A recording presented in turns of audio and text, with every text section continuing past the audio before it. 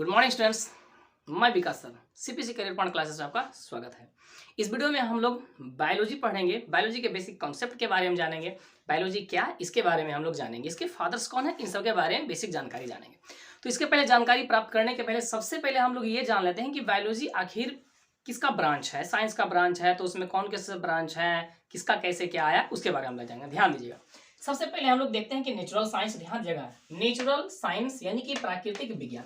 तो प्राकृतिक विज्ञान हमारे नेचुरल को कितने भाग में बांटा गया? दो भाग में बांटा गया। ध्यान दीजिएगा, समझने की कोशिश कीजिएगा। एक होता है आपका फिजिकल साइंस, एक होता है आपका बायोलॉजिकल साइंस, है ना। फिजिकल साइंस को हम लोग बोलते हैं हिंदी में भौतिक विज्ञान, और बायोलॉजिकल साइंस को क्या बोलते हैं? जीव विज्ञान बोलते हैं। इसे ही हम लोग क्या कहते हैं? बायोलॉजी भी कहते हैं। इसे ही हम लोग क्या कहते हैं? बायोलॉजी भी कहते हैं, है ना। बायोलॉजिकल साइंस को ही हम लोग क्या कहते हैं? बायोलॉजी कहते हैं। इसका एक और नाम है, क्या नाम है? Living science. ध्यान दीजिएगा, इसका एक और नाम क्या है? Living science. इसका एक और नाम क्या है? लिविंग साइंस भी नाम है ना। यानी कि सजीव विज्ञान हम लोग भी कहते हैं। बायोलॉजिकल साइंस को बायोलॉजी भी कहते हैं, जीव विज्ञान भी कहते हैं, या सजीव विज्ञान भी कहते हैं, लिविंग साइंस कहते हैं। और फिजिकल साइंस को हम लोग क्या कहते हैं? Non living science. क्या कहते हैं? नॉन लिविंग साइंस कहते हैं। क्या कहते हैं? नॉन लिविंग साइंस कहते हैं। क्या कहते हैं? नॉन लिविंग साइंस कहते हैं। कहने का मतलब हुआ कि इसमें हम लोग क्या करेंगे? सजीव वस्तुओं का अध्ययन करेंगे, और इसमें हम लोग क्या करेंगे? निर्जीव वस्तुओं का अध्ययन करेंगे। ध्यान दीजिएगा, फिजिकल साइंस को कितने भाग में बांटा गया? फिजिकल साइंस को दो भागों में बांटा गया। फिजिकल साइंस को कितने भाग में बांटा गया? दो भाग में। एक आपका बांटा गया है क्या?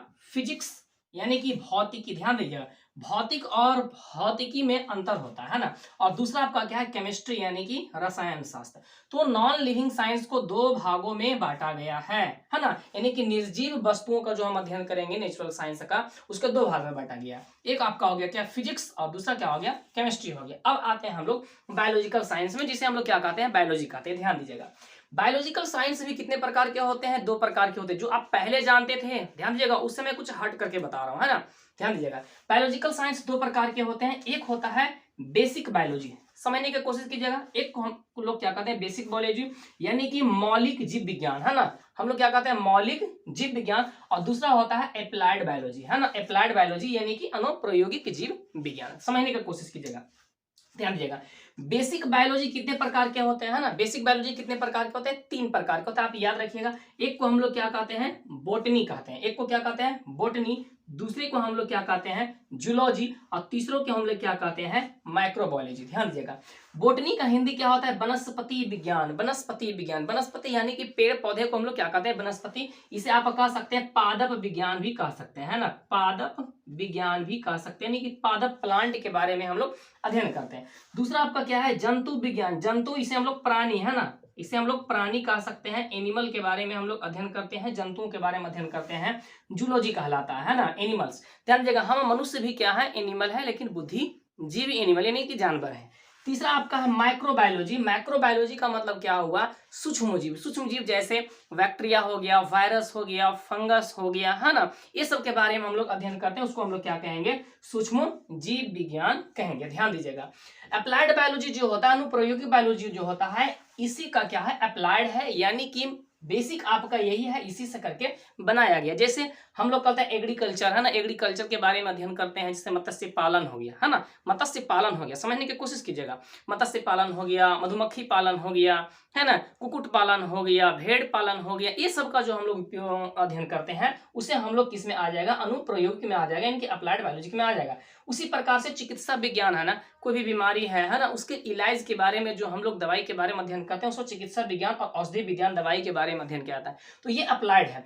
हमें जो पढ़ना है वो क्या पढ़ना है? ये वाला पढ़ना है ना, यानी कि बेसिक बायोलॉजी पढ़ना है। हमें क्या पढ़ना है? बेसिक बायोलॉजी पढ़ना है। हमें पढ़ना है बेसिक बायोलॉजी पढ़ना है। चलिए हम लोग देखते हैं बेसिक बायोलॉजी के बारे में। सबसे पहले बॉटनी के बारे में, जूलॉजी के बारे में, माइक्रोबायोलॉजी के बारे में जान लेते हैं। इसके फादर्स कौन, इसका डिफाइन वगैरह क्या है, इसके बारे में जान लेते हैं। चलिए स्टूडेंट्स ध्यान दीजिए, है ना। हम लोग देख रहे हैं बायोलॉजी, है ना। बायोलॉजी यानी कि बेसिक बायोलॉजी। मैंने बताया कि हम लोग अप्लाइड बायोलॉजी नहीं पढ़ेंगे, हम लोग क्या पढ़ेंगे? बेसिक बायोलॉजी पढ़ेंगे। तो सर आप सबसे पहले ध्यान देने की कोशिश कीजिएगा। ध्यान दीजिए कि बायोलॉजी हम लोग किसे कहेंगे? तो हम लोग बोलेंगे कि प्राकृतिक विज्ञान की वह शाखा जिसके अंतर्गत हम लोग सजीवों का अध्ययन करते हैं, है ना। सजीवों का अध्ययन करते हैं। सजीवों के अध्ययन में हम लोग क्या करते हैं? तो सजीवों का उत्पत्ति कैसे हुआ, सजीवों का बनावट कैसा है, सजीवों की संरचना कैसी है, सजीवों की वृद्धि कैसे होती है, सजीवों का विकास कैसे होता है ना, सजीवों को वर्गीकरण, इसे कैसे किस किन भागों में बांटा गया है, इन सभी का अध्ययन किसमें हम लोग करते हैं, बायोलॉजी में करते हैं। ध्यान दीजिएगा। चलिए हम लोग सबसे पहले देखते हैं कि बायोलॉजी जो है, ये बायोलॉजी जो है, बायोलॉजी एक किस शब्द से मिलकर के बना है। तो आप याद रखिएगा, बायोलॉजी ग्रीक शब्द से बनकर बना है। किससे बना है, ग्रीक शब्द से मिलकर के बना है। और ग्रीक शब्द के कितने भाषा से बना है, दो शब्द से मिलकर के बना है। ध्यान दीजिएगा, एक आपका आता है बायोस, है ना, एक आता है बायोस, है ना, और दूसरा क्या आता है, लोजी, है ना, दूसरा क्या आता है, लोजी। बायोस प्लस लोजी से मिलकर के बना है। जहां बायोस का क्या अर्थ होता है, ध्यान दीजिएगा, बायोस का क्या अर्थ होता है, आप याद रखिएगा, बायोस का अर्थ होता है लाइफ, है ना, बायोस का क्या अर्थ होता है, लाइफ होता है। बायोस का क्या अर्थ होता है, लाइफ होता है। और लोजी का अर्थ क्या होता है, लोजी का क्या अर्थ होता है, लोजी का अर्थ होता है to study.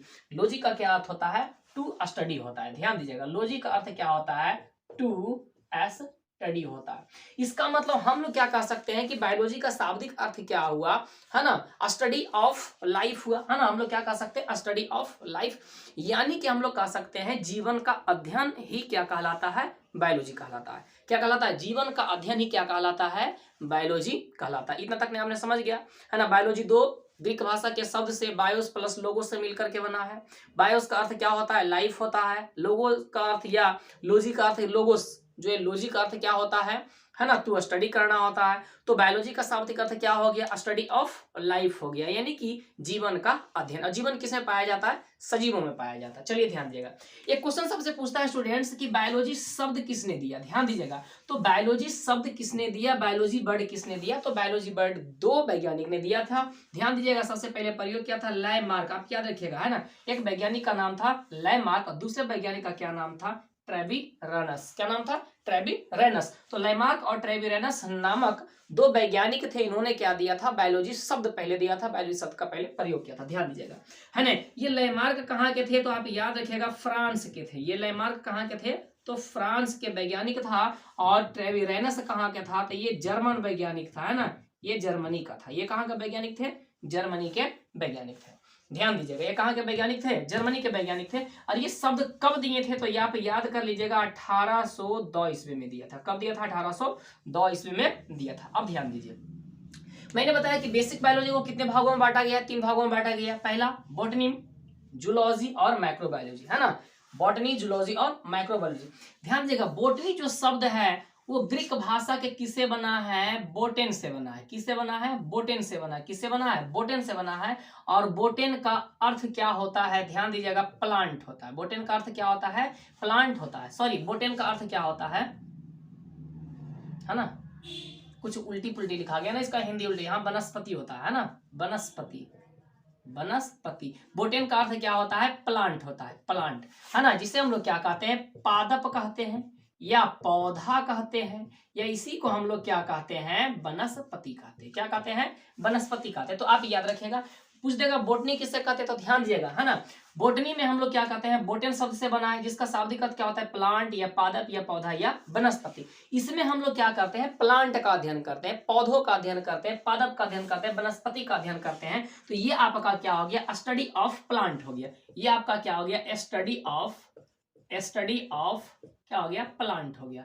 Study of plant में कौन से आ जाएंगे, बोटनी आ जाएंगे, है ना। स्टडी ऑफ प्लांट में क्या आ जाएंगे, बोटनी आ जाएंगे। ध्यान दिएगा, दूसरा आपका है जूलॉजी है। क्या है आपका, जूलॉजी। जूलॉजी क्या है, ग्रीक भाषा के जुएन शब्द से बना है ना। किससे शब्द से बना है, जुएन शब्द से बना है, जिसका अर्थ क्या होता है, एनिमल होता है। क्या अर्थ होता है, एनिमल होता है, यानी कि जंतु होता है, यानी कि क्या होता है, प्राणी होते हैं। क्या होते हैं, प्राणी होते हैं, जंतु या प्राणी होते हैं। ध्यान दीजिएगा, तो हम लोग कह सकते हैं जूलॉजी में हम लोग क्या अध्ययन करते हैं, जंतुओं के बनावट, जंतुओं के संरचना, जंतुओं के विकास, जंतुओं की वृद्धि, जंतुओं के वर्गीकरण के बारे में हम लोग अध्ययन करेंगे। तो हम लोग ये कह सकते हैं स्टडी ऑफ, हम लोग जूलॉजी किसे कह सकते हैं, तो स्टडी ऑफ क्या कह सकते हैं, एनिमल। स्टडी ऑफ क्या कह सकते हैं, एनिमल कह सकते हैं। क्या कह सकते हैं, स्टडी ऑफ एनिमल क्या कहलाता है, है ना, जंतु विज्ञान कहलाता है।